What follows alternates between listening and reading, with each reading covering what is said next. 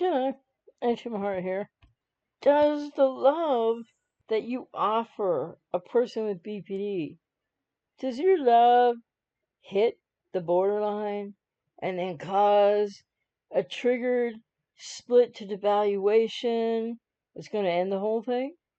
Or does your love actually hit the target? Do they receive your love and then all the intimacy is too much and they feel your love and then they're going to split, be triggered and split to devalue you? No, because your love for untreated people with BPD, your love does not reach them. Your love is not hitting the target. They don't all of a sudden feel your love. They have, in the 5-factor model of looking at personality disorder, they're almost correlated at 0, untreated people with BPD, with trait openness. They are not open. It is not just an issue that they don't know how to be vulnerable, that they lack a self, and all the things I'm always talking about on this channel. It is almost correlated at 0 trait openness. They are not open. They are too defended. They have no self from which to trust, and they will not trust your love. There can be physical intimacy, but there will not be emotional intimacy. And when you get close, they will definitely get engulfed by, fear of engulfment, and they'll push away. And then they'll feel abandoned, and then they'll pull you back in because fear of abandonment. But the thing is, not every split to devaluation is going to end the relationship.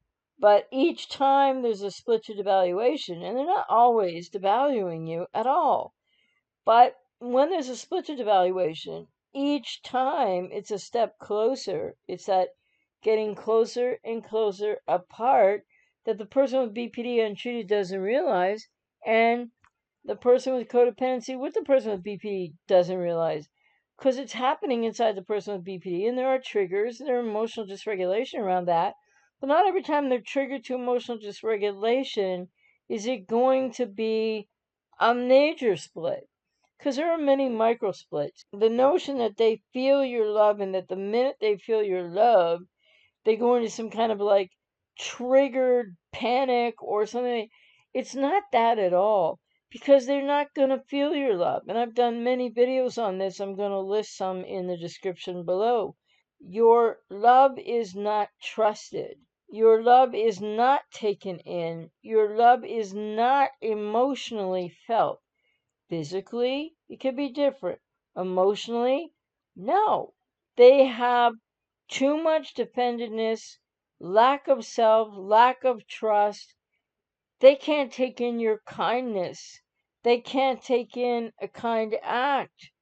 They don't feel worthy of a gift. They might demand one, they might want one, but they can have equally as much difficulty in really, they don't receive well anything, let alone love. And they don't give well, because there just isn't the give and take in the same way that there is the push-pull. There's no consistency of self there. So people with BPD do not feel your love, and then all of a sudden get triggered and split to devaluation and push you away. It's not, that's not what the mechanism there is.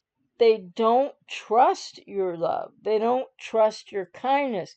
They don't trust niceness. They have a negative lens through which they're viewing everything and experiencing everything, which isn't all about their partner or any relationship, person, any relationship type. It's really about what's inside of them and what they're unaware of. But more to the point, it's what's not inside of them. It is the arrested development that occurs in BPD that means there is no self. I keep saying this, but I know there's so much misinformation out there on YouTube. People keep saying, "Oh, the love, they're going to feel, it's going to hit them, and they're going to feel it, and it's going to cause all this stuff." It has nothing to do with your love. Whether your love is healthy in and of itself, if you have codependency, probably healthier than a person with BPD who really can't feel love, really doesn't feel loved, really doesn't trust love, really doesn't have any self-reference for love, self-reference for like, self-reference for kindness, because they're too defended in the relationship, any relationship dynamic. So, again, on the topic of BPD untreated and love, they do not take in the love that you offer. They may appear to an idealization, but they don't. And I can't stress it enough. And then the reality is, not all people with BPD are the same, but untreated, there's enough similarity in the patterns of what arrested emotional development in those diagnosed with BPD really means. And it is the absence of that self. Ask yourself for a minute, even if you're really lost, confused, been hurt by somebody with BPD, you might not know yourself very well right now. You might have lost yourself a lot.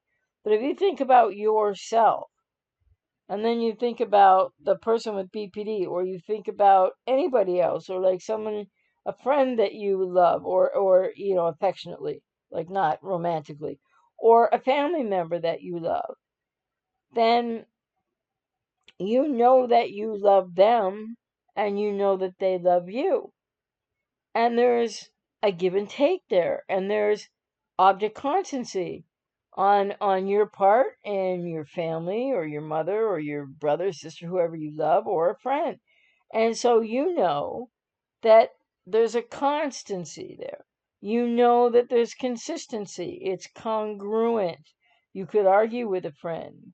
You could be close to a friend. You could not talk to a friend or a family member for a couple of months or a month or a while. And you're going to come right back with friends or family and pick up where you left off.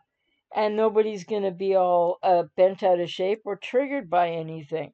But this is not the case at all with people with BPD, because why can you do that with a friend? Why can you do that with a family member? Because you have object constancy. Because you have a reference for the other person or people. Because you have a reference for yourself, even if you're feeling quite lost and like you're not sure you know yourself. And people with codependency need to know themselves better.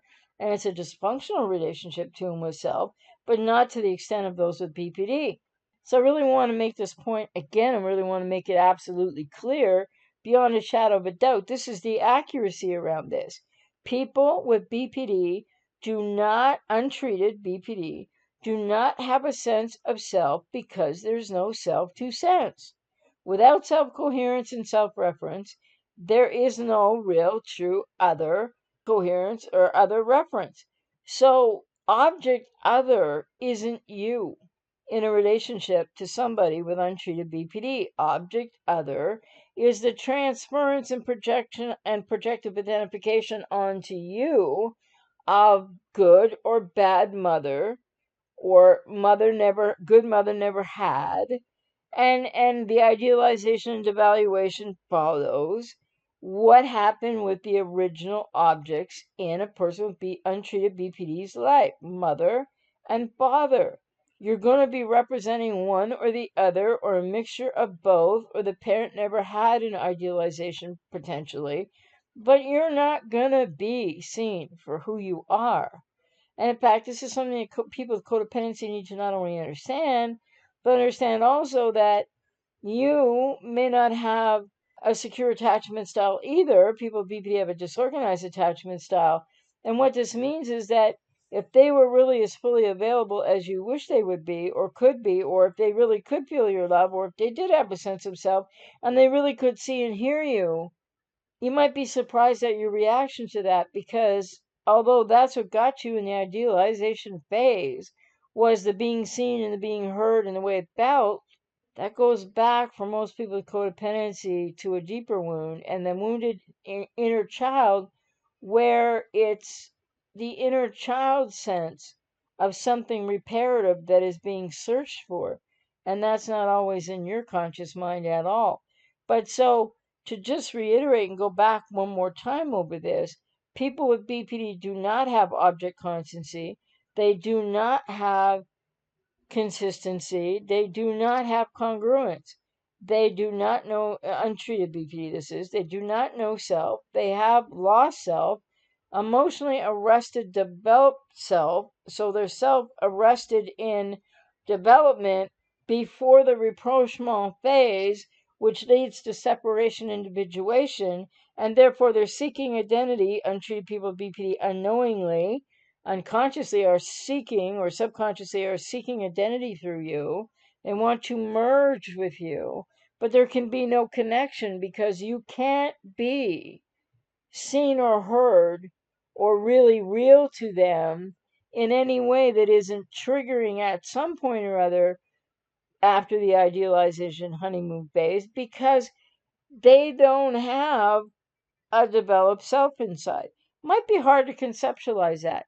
So this idea that your love hits the target and they feel your love and then they panic and split and devalue you and maybe that's where it all ends. No, not at all. Because they don't take it in. And so many people with codependency know better than this, because you know that when you're kind to them, you can get really unkind responses back, to put it mildly. This idea about people with BPD loving you and people with BPD feeling your love is just inaccurate. Because try to imagine what it would be like to not have any sense of self. In the traits they say unstable sense of self.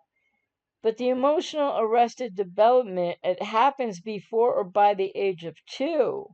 As Melanie Klein said, is a psychological death of the otherwise burgeoning authentic self.